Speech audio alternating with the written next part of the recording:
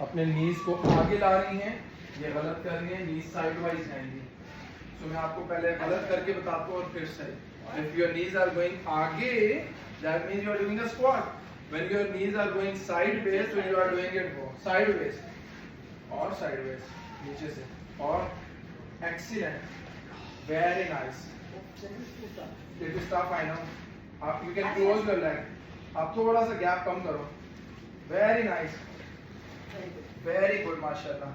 नीज मेरी तरफ लाएं, ये वाली नी मेरी तरफ लाएं, ओपन करें। Very nice, excellent. अब आपने खुद ही देख लिया कि कैसे क्वाड से आप इनर थाई पे फौरन से शिफ्ट हो गए।